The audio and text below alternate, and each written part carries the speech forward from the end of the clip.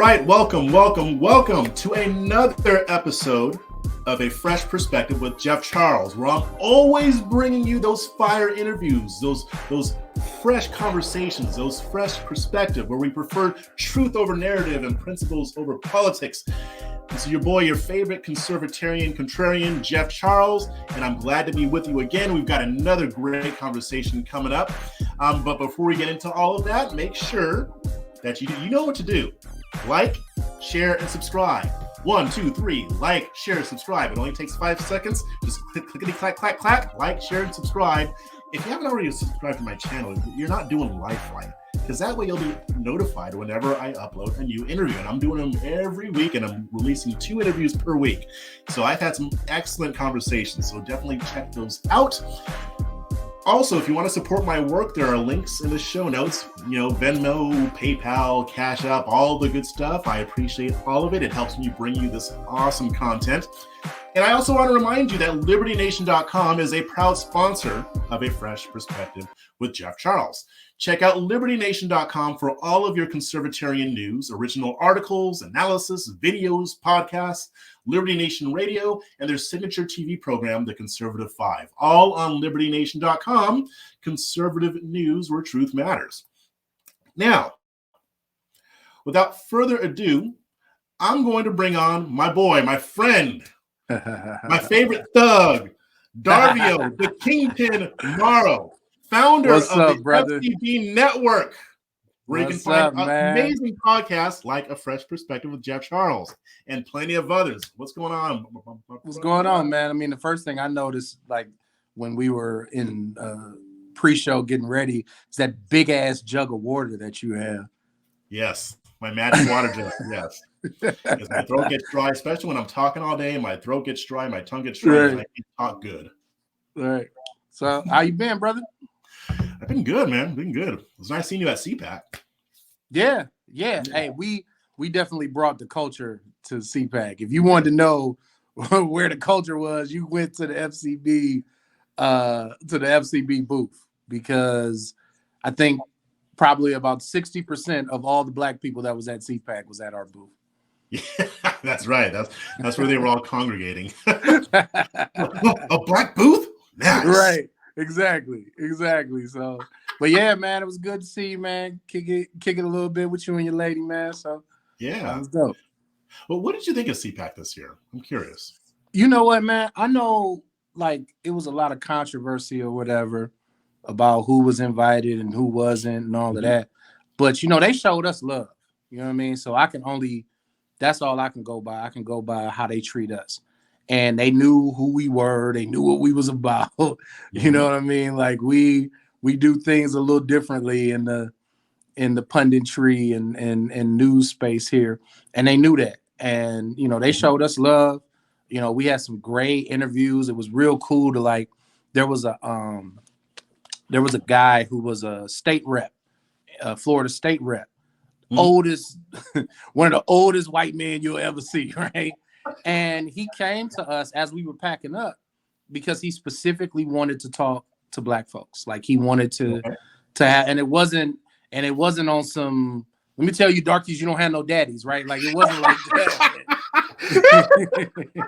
It was, he just wanted to have a real, just talk. And so that was cool. So man, I have no complaints personally, man. It was all love.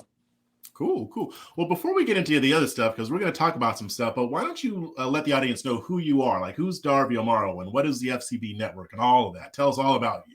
Well, according to Jeff, I'm a thug. So, I just don't know it. So, man, the FCB Network as a whole, man, we're a media entertainment company. We produce radio shows, podcasts, music, video, the whole nine. And the part of the company that you're a part of, and several others, like our homegirl, the Queen, Kira Davis, and everybody else, that's the FCB Radio Network, where we produce podcasts and radio shows. Fresh Perspective with Jeff Charles is on there. My show, the Outlaws Radio Show, is on there. Just Listen to Yourself with Kira Davis is on there. And one thing that we try to do, I'm real proud because I think a lot of our conversations, Like we have conversations that the average person can relate to, but we don't go to like the base level, the bare minimum. You know what I mean? We try to elevate the conversation a little bit. So, you know, I'm proud of all my folks, you know what I mean? Proud of my brother over there when he does his show. And you know, we just and you know, we really try to add something to the conversation, man. Like that's always been my goal, is to be able to add something to the conversation, something that people may not have been thinking about, or perspective, no pun intended, that people may not be, you know, exposed to or aware of, you know what I mean? So, and we have, you know, we got black folks on the network, we got white folks on the network, we got Hispanics on the network, you know what I mean? So, because also another friend of ours, Sarah Lee, she has her show, Marble Halls and Silver Screens, is on here. Yeah. Amelia Hamilton has her show, Growing Patriots, on here. So, you know, it's a rainbow coalition, if you will, on the network. So, you know, we just, you know, I started in this business when I was 16. You know, I'm 35 now, so, you know, I've been in the game for a minute. But man, that's always been my goal, our goal, and you know, I think we're doing a pretty good job of it. Yeah, I mean, when we were first talking, and I looked on your website, I was like, "Wow, this is a very eclectic group of podcasts." But I was really drawn to yours. I was really drawn to the Outlaws because when I listened to it, like I'm listening to a black show. Now, this doesn't mean that only black people should listen to it. I think everybody should listen to your show.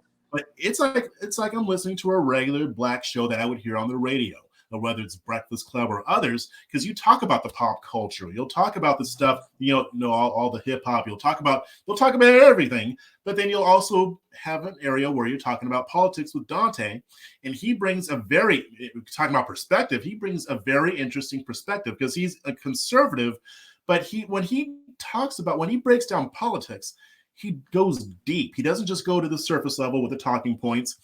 And you know, I just, it's a very cohesive show. And then Robin has her segments that she does, and it's entertaining, but it makes you think too. That's what I appreciate about your show, because there's not a lot that do that. I appreciate that, bro. Like that was always kind of the goal. You know, one of our listeners had gave us a review. Make sure too, if y'all listen to my show and his show, give a 5-star review and a comment on Apple, by the way. But there was a listener that said it was a perfect mix of culture and politics. And I thought that was important. Not that shows that talk about politics aren't important, you know, because you need that too. But there's a lot of shows that do that. You know what I mean? So we wanted to kind of mix in the culture with the politics, because sometimes you want to know about what's going on, but also sometimes you want to just hear about stuff that has no impact on your life whatsoever. You know what I mean? Like Kim and Kanye. It's about, you know what I mean? Sometimes you just need a little bit of a break. So we try to bring both. You know what I mean? We talk about the issues, we talk about politics, we talk about things that impact your everyday lives, but then we also give you a little bit of a breather. So whether we're talking about celebrity stuff, which is mainly Robin's segment, or when all of us are talking about relationships or whatever, you know what I mean? Just to kind of break it up, split it up a little bit, you know, just to have it, you know, well-rounded. Because I think a lot of times people, especially people who are center to center, right to right, a lot of times, you know, they don't have anywhere to go, period. You know what I mean? When it just comes to content, not just talking about politics, but just period. Sometimes you want to hear the same, you know, you want to hear about some of those topics too. You just don't want to get punched in the face for 2 hours. You know what I mean? So, and sometimes, you know, sometimes if we got to do that, we'll do that too. As you know, we have, we make no bones about that. We'll call out the left and the right, which is something that you do as well. So, you know, sometimes if either side needs to get punched in the mouth, we'll do that too. But for the most part, like we don't try to attack our listeners. You know what I mean? We just try to give them some extra. So I appreciate that, man. I appreciate you picking up on that, because that's exactly the flavor that we trying to give. Gotcha. And here's something that I want to know, just for me.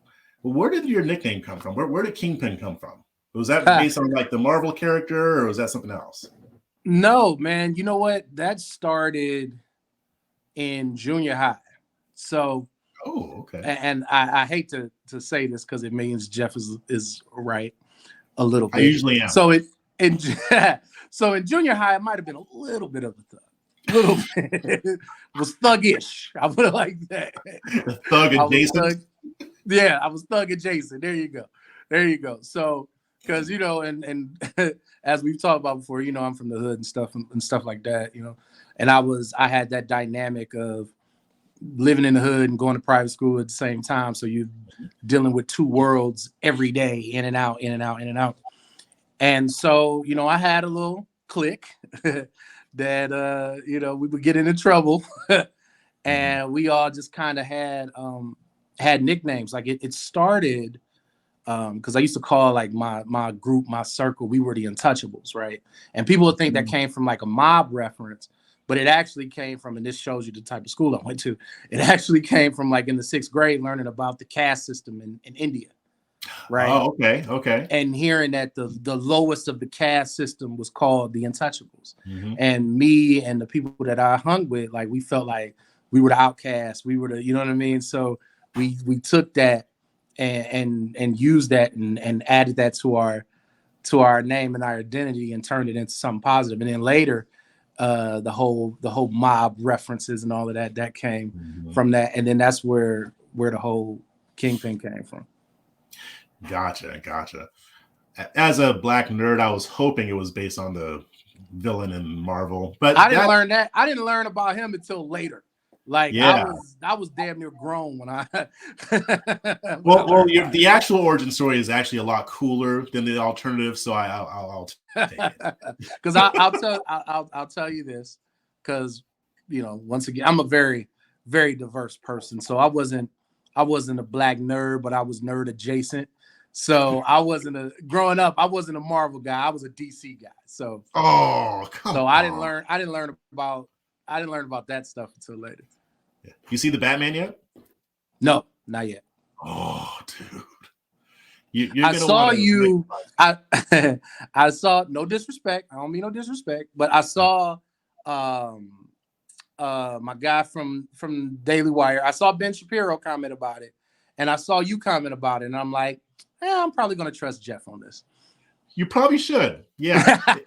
Really, anything that involves the culture, you should pretty much trust anybody over Ben Shapiro. I love Ben Shapiro. I love you, Ben, but right. No disrespect. No disrespect. We don't want no smoke. But we just, just keeping it real. You'll see what I'm talking about when you see the movie. You'll be like, what the hell was he thinking? Like come on. Like anybody familiar with the character is gonna love that movie. So I'll just leave it there. Yeah, Ben, stop talking about culture. I mean, fine. I get it, but come on. I mean, you say hip hop's not music. I mean, just some things you should just sit down. It's okay. Anyway, I think like in all seriousness, I think we live in like this environment where everybody feels like they have to have an opinion about something, right? Yeah. And when you think, because like Ben's a smart guy, like he's not a dummy, right? Like he's a very smart dude. So I think sometimes when you're smart in some areas, you think that you're smart in all areas and that you have the same level of expertise in all areas. And it just don't work that way, bro. Yeah, that poor guy. Like somebody needs to just do an intervention to just, I don't know. So just he needs some cool friends. That's what he needs. You know what? He needs some cool friends. That's what it is. That's what it is. That's what it is. I think we just fixed this problem. So maybe if we can get in touch with them, we can stage an intervention and we can help him. You can help the brother out. Get some cool friends. Yes. Yeah. But I actually want to talk about this article that you wrote for Red State. About what's going on in the Ukraine. And I think you lay this stuff out very well, in a way that makes sense. Because I mean, a lot of these things are complex, especially for me, because I hadn't really been into foreign policy for a while. When I was in my 20s, I was very much into foreign policy. I knew everything about it, and then I kind of drifted away. So now I'm kind of drifting back in. And we see what's going on with Ukraine and Russia. We see how it's affecting us here in the States, especially when it comes to the prices at the pump. So give us kind of the overall rundown of the article that you wrote, like the main point you were making. Yeah. So first of all, shout out to Red State.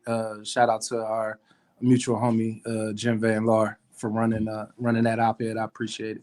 She's awesome. I started writing that because I was hearing people say, different things about this, and I really didn't think that anybody was really capturing the meat of the issue. You know what I mean? And putting it in a historical context. So essentially, what I was saying was, and let me just make this up front, like it's the invasion is nobody's fault but Putin. So I'm not blaming, us or anything else. Like this is all on him. But I think there are decisions that have been made by our leaders that have created the conditions for this thing to happen. Mm-hmm. In other words, and the article is essentially saying when America is weak, the world is less safe. And I think we've always had this debate, this dynamic on the left and the right about, whether does peace through strength work versus, oh, well, don't do this because you might piss this person off or that person. And it's like at the end of the day, when you're dealing with people who have their own objectives, and these are people who are killers, you know what I mean? There's nothing you can do to make them less of a killer. Like you can't nice that out of them. You know what I mean? Like you have to be strong. And so we have a situation where in 1994, the Clinton administration, along with leaders from the UK and Russia, convinced Ukraine to give up their nuclear weapons in exchange for a guarantee of security. Now, I don't know about you. I'm not I got a bachelor's degree, but I ain't got a PhD or nothing. But I would think that if they had nuclear weapons, this is probably not happening right now. Yeah. I don't either. Yeah. just a thought, just a guess, right? So you have that. Then you have our own leaders making our country weaker economically when it comes to not drilling for oil, not having our own resources.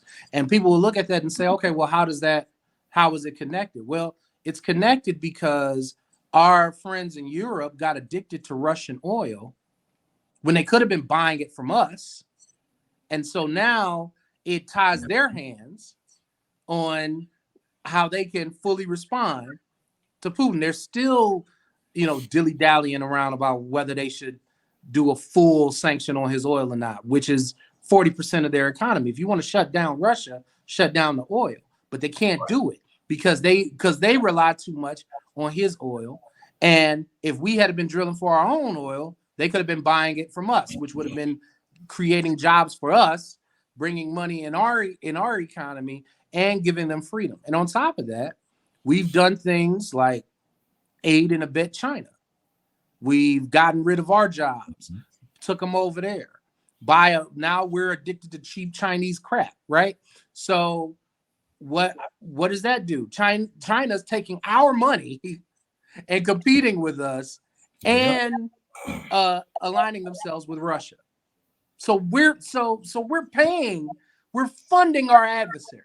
You know what I mean? So that was kind of like the gist of the article that I wrote. It's like, we have leaders who thought it was a great idea to destroy our own economy for climate change, which is arrogant to think that we can save the world by ourselves while China, India, and Russia continue to shoot pollutants in the sky at any given time as much as they want to. It's naive, it's stupid, it's arrogant. And so we've made a lot of naive, stupid, arrogant decisions that have put us to this point where you have a madman with nuclear weapons running around. This guy just bombed a maternity ward. You know what I mean? Like this dude he's a lunatic. He's ruthless.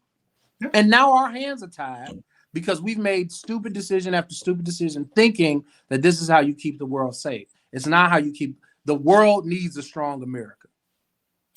Yeah, it does. And it's funny because when you say that, I know people will automatically think military. Being strong doesn't necessarily mean military. You just laid out how we could, tamp down on what he's doing just by using economics. But we have placed ourselves in such a weak position. And what really pisses me off about this is that you have people like Jen Psaki and others saying, oh, well, okay, the way to deal with Russia and to make sure they don't have leverage is to abandon fossil fuels and go green. Let's do the Green New Deal. A lot of this stuff is deceptive because I think a lot of it is naive because, like you said, we think that we can deal with the climate change problem, even though India and Russia and China are the main culprits. But I think a lot of this is deceptive. They know they know we can't do anything about it as long as India, China, and Russia are polluting the earth way more than we are because we've done a lot better at lowering our carbon footprint. But they're saying that this is the way to make sure that Putin doesn't have leverage over us and over Europe. If they were serious about this, if they were actually serious about not being reliant on Russia, they would say, let's do both. Okay. It's going to take us decades to get to a point to where we can be green. And I'm not really even opposed to that because I believe that the free market is going to come up with solutions for that. But that's not going to be active until like 2050, 2070. I mean, a lot of us will be dead by then. We won't even be alive. So no, that's not going to get us off of Russia.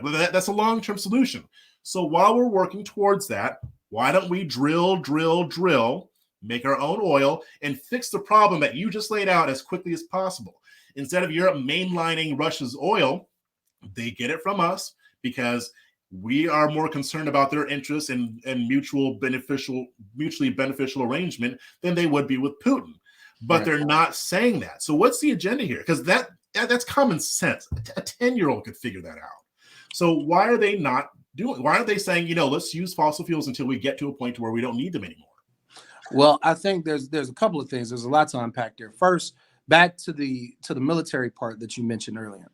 The reason why this is so important is because if you're weak economically, eventually you will have to respond militarily. You know what I mean? Like you can't, and that's what people think. People think that you can be weak economically, but then when it comes, like you create the conditions where eventually you will have no choice but to use your military. And that's part of the problem. If you cut this stuff off at the path, if you make sure that you're strong economically and that your opponent is weak economically, they won't have the money, they won't have the resources, they won't have the ability to oppose you in the way that they do. But if you don't do that, if you decide to destroy your own economy, chasing the Green New Deal, eventually that does not prevent wars. It creates wars. So eventually you will have to use your military. Now, to your other question, I think part of it is naivete and stupidity, because I think a lot of these people, and one of the things I love, going back to the network conversation, one of the things I love about the network is that we address things at real people level. Right. You know what I mean? I think there are a lot of people in power, whether it's in media, politics, what have you, who have no connection with the average everyday person.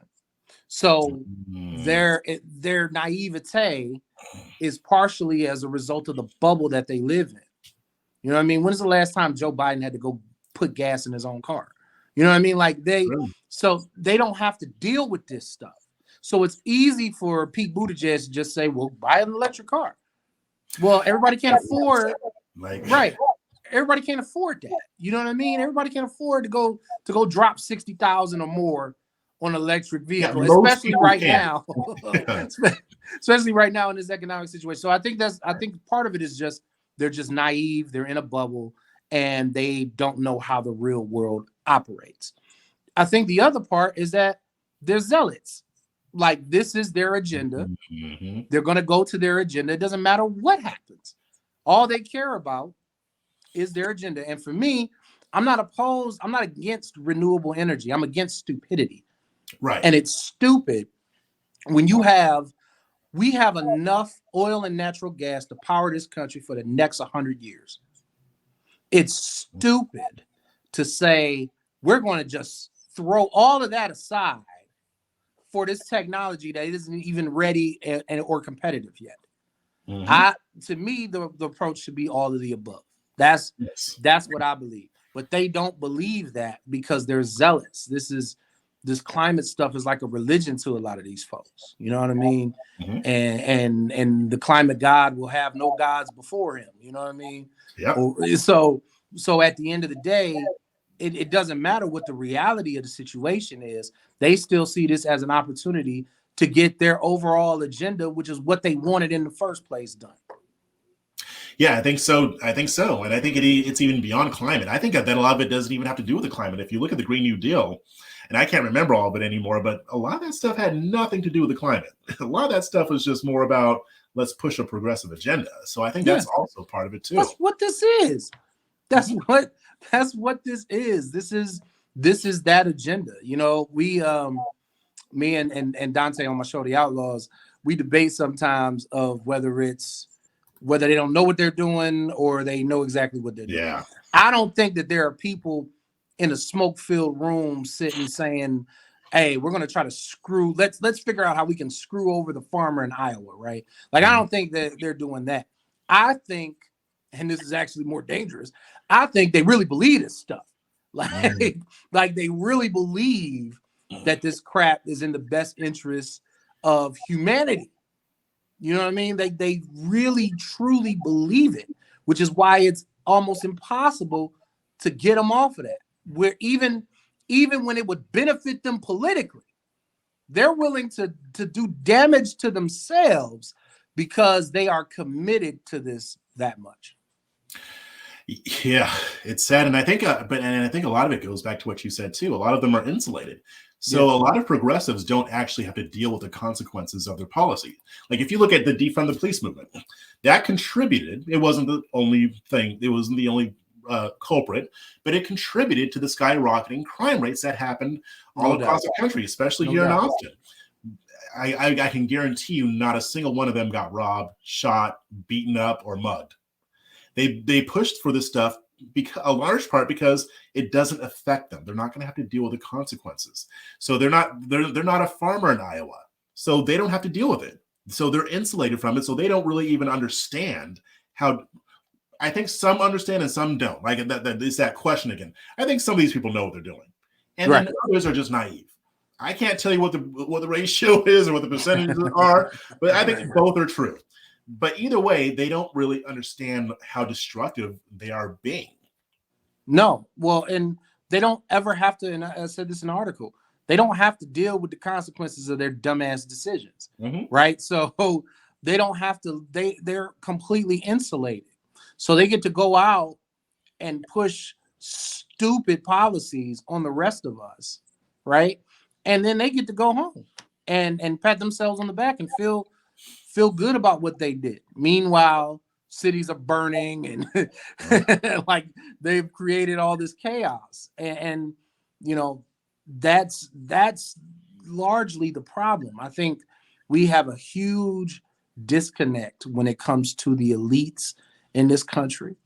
And I think a lot of that is on both sides too, because I've seen Republican elites that are completely out of touch with reality and their own voters as well. Like I've never seen people who despise their own voters like Republican elites do. Ooh. But you know what I mean? Like, so you see it on both sides, but there's a complete and total disconnect. And, you know, I'm sure you've been to DC. I've been to DC. Before COVID, I used to go to DC a lot, and it's a different place, man. It's a different world. Like you live in Texas. You know, I'm in Ohio. I'm in the Midwest. Like, it's a different world. And if that is your reality, that's all you know. So it's easy to be like, buy an electric car. Because if you want an electric vehicle, Pete, you're not paying for it anyway. We paying for it. Yep. You know what I mean? So it's easy for them to do that because they live in a bubble. They don't live in reality. They don't understand the people who are negatively impacted by the stupid crap that they believe in. Mm-hmm. Yeah, exactly. So yeah, I mean, yeah, and there's so much we can talk about that with, but you know, since we're talking, I want to talk about black stuff. But before we get into that, just want to remind you, do not forget to head on over to libertynation.com, a proud sponsor of A Fresh Perspective. where you can get all of the latest cutting edge conservatarian news and analysis with none of the spin and all of the nuance. Now, I know that you're tired of going to your regular news site, or maybe there's podcasts that you listen to, and it's just all the same talking points. Everybody's saying the exact same thing. You're not going to get that at libertynation.com. As a matter of fact, as a writer there, I know they don't let us do that even if we wanted to. If you're reading stuff at Liberty Nation, you may not agree with all of it, but you're going to get stuff that's going to make you think. You're going to get stuff that's going to give you some insights from all across the range of the right. I mean, you got your traditional Republicans, you got conservatives, conservatarians like myself, libertarians, even anarchists. So definitely, when you get a moment, check out new and original material on libertynation.com, conservative news where truth matters. All right. So let's talk about some black stuff. Let's do it. I'm curious to know what you think of this anti-lynching legislation. I want to say it passed both chambers of Congress, and I think it's going to Joe Biden's desk. Have you kept up with that at all, or? A little bit. This is something that they tried to do during the last couple of years of the Trump administration, and for political purposes. Of course, it didn't. They weren't able to get enough Democrat support, ironically. Right. To me, I think, if we're going to talk about, I think if you're going to have this conversation, you got to talk about substance and symbolism, right? The substance of it's not going to have much of a material impact on Black people's lives today. But I do understand the importance of the symbolism of it. I do understand the fact that there were a lot of Black people who've been lynched in this country, and that it's taken 100 years to get an anti-lynching bill passed. So I do think it's important in that regard. I do understand the symbolism of it. What I don't want is people to take that and be like, see, Black people, look at what we've been doing for you. You know what I mean? Like that, it doesn't have a material impact, a positive impact on Black people's lives today. But it doesn't mean that it's not important and that they shouldn't have did it. You know what I mean? So it's two things at the same time. Yeah, I mean, that's kind of where I land on it. I'm a little bit more harsh on it because honestly, I'm tired of this. I'm tired of the symbolism. We don't need an anti-lynching law. We need legislation that's going to actually promote growth in the Black community. And I get the sentiment behind it, and I'm not against the sentiment behind it. Right. I tweeted before, this law will do as much to prevent lynching as erecting Black Lives Matter murals will do to stop police brutality. They do this all the time. They if there's a situation that comes up, whether it's police brutality or whatever, they'll come at you with the symbolism. And they'll say, oh, yeah, we'll pass this law that will make us feel good, because it is a feel-good law, because it's not going to actually do anything. It's not going to save a single life. It's feel-good legislation. I think Thomas Massey, or Maj Touré, I think, was calling this cotton candy legislation. Cotton candy tastes great, but it has absolutely no nutritional value. Yeah, no substance. Yeah. No substance, yes. And it's especially over the past few years, we've had symbolism has been way up here. Substance has been even below where you can't even see it on the camera, because that's how bad it is. And I'm just tired of this. It's just, you're right. It is just designed for them to be able to say, see, Black people, we did something. We did this, and you get free crack pipes, and it's just, and we're getting rid of menthol cigarettes. Everybody else is getting something. And it's just, to me, and I get why Republicans voted for it. I know there were 3 who didn't, but I know exactly why they voted for it. It's the reason why they named it the Emmett Till anti-lynching law. You can't vote against it, because you can't vote against anti-lynching bill, bro. Because if you vote against it, nobody's going to listen to your nuance. Nobody's going to actually talk about what you're doing. I have respect for the ones who did vote against it, at least for their reasoning.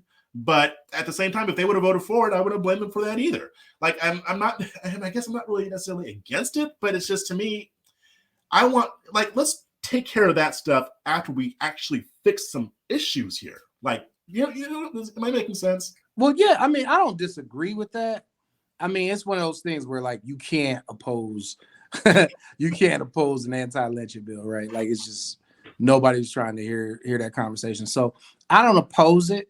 I understand the importance of it. I understand why people do it, why it's relevant. But at the same time, I mean, I completely agree with what you're saying, because we always see that where it's symbolism over substance all the time, which is why you have situations where there are large numbers of Black people whose lives are not materially better at all and haven't been in quite some time, because there's so much time spent on symbolism versus substance instead of addressing. But part of the issue too, I believe, is that, and I always say this now, look, I think both parties have not been favorable to Black people over the years, right? Mm-hmm. I think they both have warts on their record. But the thing that drives me nuts about the Democrats is they'll say that they're our best friend, but when forced to choose between Black people and their ideology, they choose their ideology every time. Mm. You know what I mean? There are things that Black people support that are in the best interest of Black people, but if it goes against the ideological philosophy of the Democrats, they won't support it.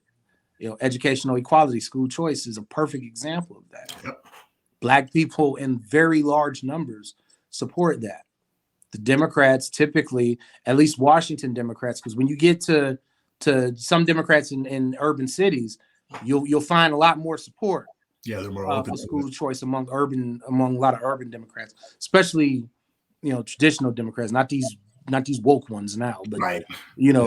Normal Democrats. You'll find support there, at the local level, but at the federal level and even sometimes on the state level, like they're openly going against something that is clearly in the best interest of Black people, right? Mm-hmm. Economic growth, particularly targeted to Black business. Oh, it froze.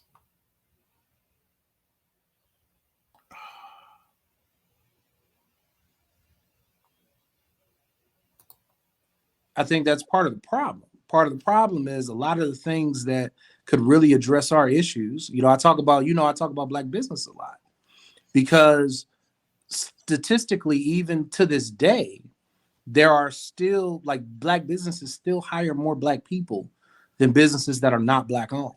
Right. So that means the best, most direct, and most efficient way to support Black people is to support Black business. You almost never hear Democrats at the national level talking about that. Very rare. So things that can actually address our issues, they don't talk about.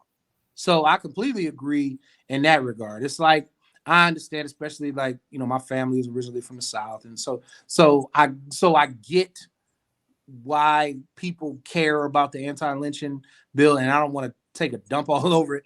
But if we're going to talk about substance, there's a lot of things of real substance that can be done to address Black people in 2022 that are not being done. Yeah, I think so too. I mean, because my issue isn't necessarily with the law itself; it's how it's being used. Yeah, it just feels nasty to me. It's being manipulated. I'm looking at it. I'm like, I know exactly what you're doing. Yeah, it's manipulating. I always say, it's manipulating Black trauma. That's what it is. Yeah, we talk about it all the time. Like they're using Black trauma to pursue an agenda, and it just feels so smarmy to me. Because I know they don't mean it. This isn't something that they actually think is going to benefit the Black community. They're doing it to make it look like they're doing something. I mean, and you just said it. I mean, a lot of what they support goes against what Black people want. We just talked about defund the police. 81% of Black people want the same level of police activity in their communities or more. We never supported defund the police. Never. From the very beginning. Yes. From the very beginning. Why? Because most of us live in, I'm from the hood. We come from communities that are most negatively impacted by crime. And then you have other places where, if you go to cities like Atlanta, Black people are the police, right? So we never supported that. But it's the white savior complex that many on the progressive left have, where they want to jump in front of Black people and say, "Hey, little darky, I'm here to save you," right? which drives me nuts. It drives me absolutely nuts. I despise that. But you see that a lot, and what happens is they end up going with symbolism over substance because they don't know anything. They don't know how to address these issues in our community for real because they don't come from the community. True. And and it's interesting, and especially going back to what you said about them putting ideology or the party before Black people. I mean, we just saw what happened with Amir Locke a month or two ago. Got killed in a no-knock raid, had done nothing wrong, no criminal record, what have you. When it happened to Breonna Taylor, Senator Rand Paul introduced legislation named after her to stop no-knock raids. And he was doing this amid all the outrage and Democrats saying, we got to stop these no-knock raids. They're horrible. They suck. Rand Paul said, I agree with you. Republicans in general, especially nowadays, they agree with that. They don't want no-knock raids. Yeah, the vast majority of them, Yeah. And it went nowhere. In a Democrat-controlled Senate, it went nowhere. They could have passed that bill. That would have gotten bipartisan support. Yeah, you would have had some Republicans who had a problem with it. But in general, that would have passed. And they did nothing. Say what? Tom Cotton.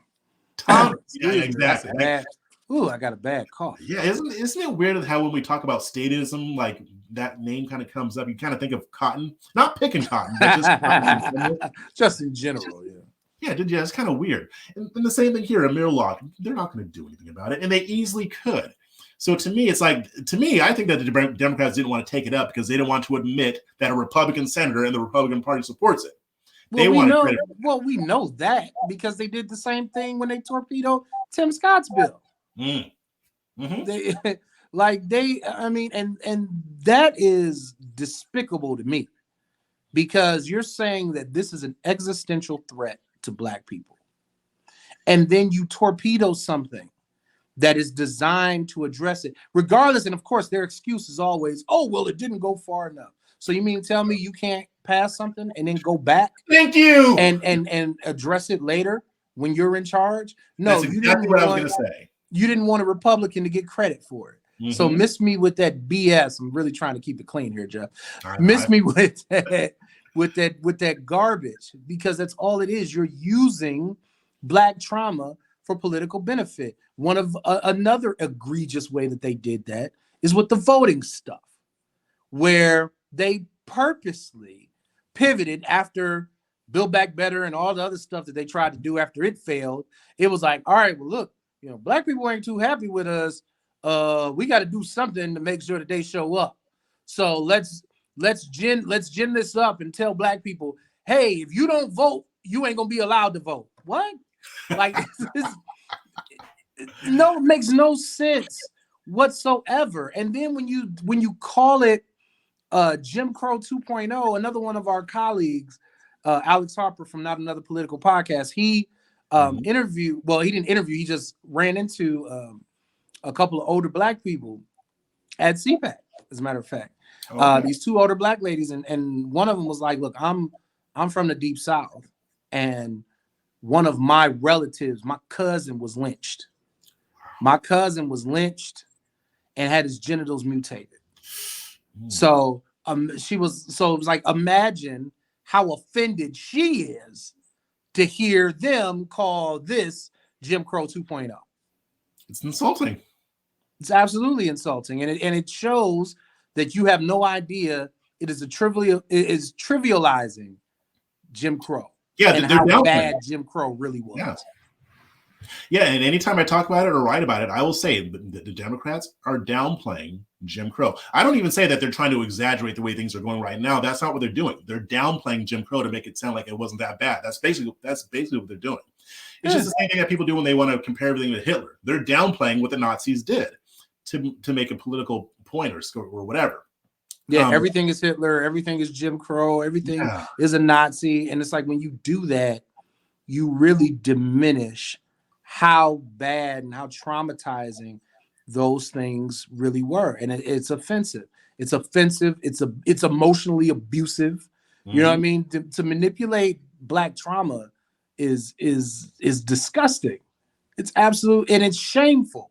And you're doing it so that you can get Black people to vote for you, so you can get back in office and not do anything for Black people. Exactly. Oh no, so they can get back in office and do some symbolism. Right. Yeah. So real quick, let's get on the Republicans real quick. Now, I told you before we started, I was just on a panel on the Tammy Mack show on Fox Soul, and the question was, are Black Republicans sellouts? Now, what's your answer to that question? I don't like a blanket, so I'll just say no with some caveats. Right. To me, it depends on where your heart is as an individual. Are you manipulating Black trauma in the opposite direction to benefit yourself? Going and telling white folks that we all ain't got no daddies, that we all kill each other, that we, you know what I mean? Are you trashing Black people in order to benefit yourself? Or are you coming from a love of Black people?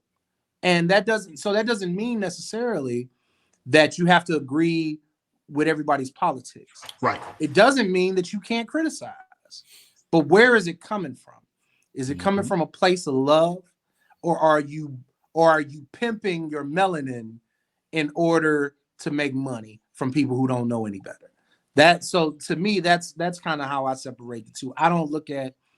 I think there are Black Republicans and Black Democrats who are sincere about addressing the issues that are plaguing Black people. So I think it's completely unfair to tarnish all Black Republicans as sellouts. Because to be honest, if we're going to start going down that road, it's a couple Black Democrats that look a little grifty sometimes too, right? So more than a couple, right? So just say that the tap dancing goes on for both sides. Absolutely, because there's an incentive for it. There is an incentive to tell a white benefactor what they want to hear, because it gets you on more TV shows, it gets you booked often, it gets you book deals and movie deals and all these sorts of things. You know what I mean? But if you really call balls and strikes and call out BS, no matter what side it is, like that's harder. Doesn't mean you can't be successful in it. You can be successful in it, but it's not as quick as some of these other folks on the left and the right that do that. So yeah, I think you see it in all sides, but I wouldn't want to, I don't think it's particularly fair to blanket, because I think a lot of people on the left use that to keep Black folks in check politically, which I think is not in our best interest. We live in a two-party system. No matter how many times people want to talk about we need a third party, it ain't gonna happen. Our system is not set up to have three fully functioning national parties. You can't have that in a federal system. You can only have that in a parliamentary system, which is what we're not, right? So you're not going to have three parties. The two parties you have, for the most part, unless you create another one to totally replace one of them, is pretty much what you got, right? So I think it's not in our best interest as Black people in a two-party system to have all of our political capital on one side of the aisle. Because what it does is it creates the environment that we live in now, where one party gets to ignore you and the other one gets to take advantage of you. So that's where we're at, where one party ignores us, the other one exploits us, and either way our interests are not being met, and that's not in our best interest. And that's something that people like you and I are trying to change, on the right. I mean, a lot of people talk about, well, you should be trying to get more Black people over to the right. I don't disagree, but at the same time, if I'm going to do that, what am I leading them to? I mean, because there's the way things are on the right are not such that Black people will really consider the Republican Party to be an option. And I think that's starting to change, but I think a lot of the damage is done by the types that maybe get labeled as sellouts, or, you can call them grifters or whatever you want to call them. I mean, I'm not going to name names. People know who they are. But I think the biggest damage they do is that they present a version of the Black community to their white conservative audience that is not accurate. Now, I think that Black tap dancers on the left do the exact same thing to white progressives, but we're talking about conservatives right now. Right. So my question is, why do you think a lot of white conservatives are taken in by a lot of this stuff? Well, I think a lot of them, and we're going to put aside the ones who are just racist, right? Like, because of course. They're, not the racists. I mean, not the format, because we know where they stand. We'll just put those aside, because you already know what the answer is. They're racist. Yeah. But I I think there are people. We're 13% of the population, right? Mm-hmm. So there are white people who can live cradle to grave and never have a meaningful interaction with Black people. I think there are people who don't know a lot about our culture. And this is not to knock on them. Like, there's cultures I don't know about, right? Because if I'm not exposed to it, you just don't know. Yeah, if and you're not living near it, and I think that there are a lot of people who mean well, who are very well-meaning folks who don't want to feel like they're racist because of their political views. And then when you have someone who looks like us, who says, hey, you know what? I believe in blah, blah, blah, blah, blah, blah. They get a Black friend, basically, right? Mm-hmm. This person becomes their Black friend. And again, I'm not knocking the audience because you don't know what you don't know. If you're not exposed to those folks, you don't know what you don't know. I think the issue comes with the power brokers on the right who elevate these people, who say these derogatory and demeaning things about Black people. I think those are the ones who poison the well, so to speak. A lot of times, like I said, the audience, you don't know what you don't know. So I can't be mad at you for being in Wyoming and not knowing how we live in Cleveland. You know what I mean? Right. Or in Chicago, or in Brooklyn, or in Philadelphia, or Dallas, or Houston. Like, you know what I mean? Like, I can't be mad at you for not knowing something that you've never been exposed to. You've never been taught it. Because we all know that, they don't teach Black history properly in schools, right? So when do you have an opportunity to get exposed to it? I do have a problem with the power brokers who elevate folks, specifically because they say derogatory things about Black folks. Those are the people I have a problem. Yeah, I mean, a lot of it is miseducation because, like you said, they don't know what they don't know. And that's just the way the geographics in the United States are. It doesn't have anything to do with racism. But yeah, if you grew up in Wyoming or Maine, you might come across a few Black people here and there, but you're not going to have just a lot of Black friends. That's been scientifically proven, whether you're on the left or the right. That's just the way it is. It's more likely that a Black or brown person is going to have more white friends than a white person is going to have more Black friends. That's just the way it is. And they make up the majority. So a lot of it is unintentional ignorance. But the problem is that when they get miseducated by these people who miseducate them, but they think they're being taught the truth, they end up regurgitating a lot of that stuff. I tell them all the time, white conservatives, there's a reason why people think you're racist. These people make you look like racist. You're not racist, but these people make you look that way. Well, the hardest thing is it's harder. It's much easier to deal with someone who's uninformed than someone who's misinformed, right? Because if you're uninformed, you just don't know it. If you're misinformed, you think you know it and you don't. Yes. You know what I mean? It's harder to convince someone who believes they know the answer that, you know what, that's not really true. And the people who told you that are lying to you, right? You know what I mean? It's that's a hard pill to swallow. Psychologically, it's hard to get people who have been told things that are untrue it's hard to unwind that versus people who don't know anything. Because if you have people who don't know anything, that's a blank slate. That's easier to deal with. It's harder to deal with people who've been misinformed. And again, it's not their fault because and a lot of them don't know any better. But when you get exposed to a Jeff Charles, when you get exposed to a Kira Davis, when you get exposed to an Outlaws, when you get exposed to people like that, all right, now you have a choice.